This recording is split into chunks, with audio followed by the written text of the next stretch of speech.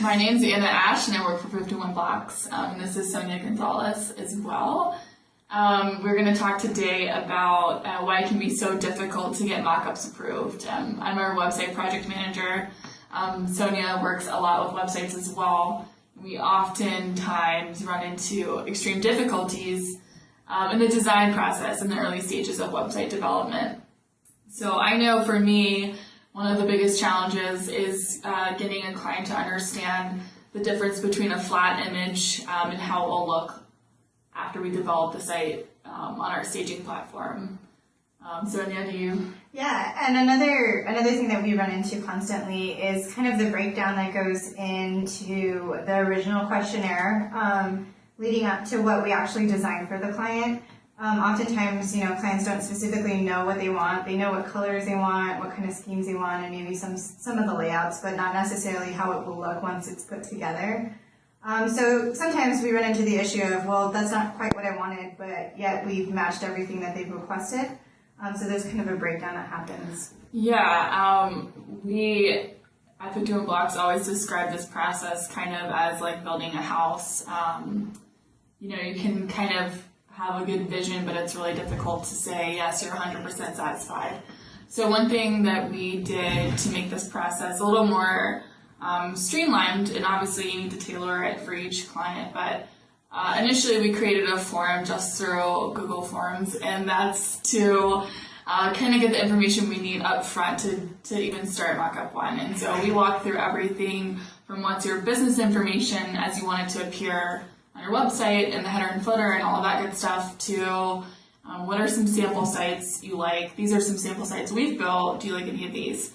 So that way we can kind of just get a general feel of what they're looking for. Usually when I get that information back from the client, I set up a call and just walk through it with them step by step because the more I understand about the way they want to present their business, the closer I can get the mock-up to look. So that's just really just opening up the lines of communication, I would say, is the number one thing and to kind of accomplish their end goal. And that's talking about what elements do you like? What do you like about the navigation? What do you like about this image layout? That kind of stuff. Yeah, so it definitely helps to become prepared is kind of what we're trying to get at. So if you have seen sites in the past that you've liked, feel free to share them with us. I mean, we can always use that information and we can always facilitate that conversation once we have at least a basis for what your preferences are.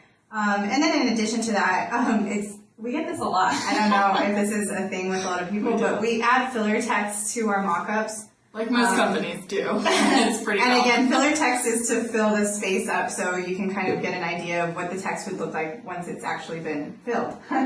We know it's not English, it's actually in Latin, so no, we're going to change it. Yeah, and that goes back to, it's when we do mockups, it's just to get layout, feel, the design elements and not the text. So making that clear can be quite a challenge, surprisingly. Yeah, so visuals, colors. Yeah, just really emphasizing that it's just for layout and design.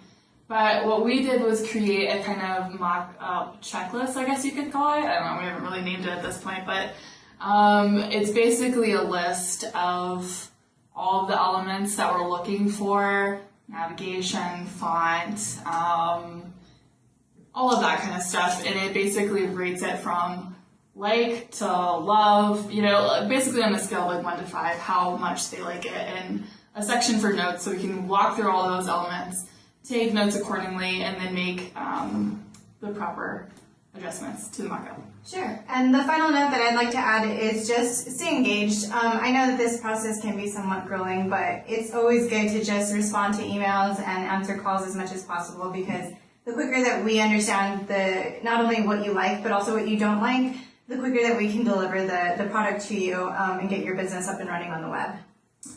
Okay, well, if you guys have any questions about WordPress design, feel free to give us a call at 51 Blocks. Thank you. Have a good one. Happy Friday. Bye.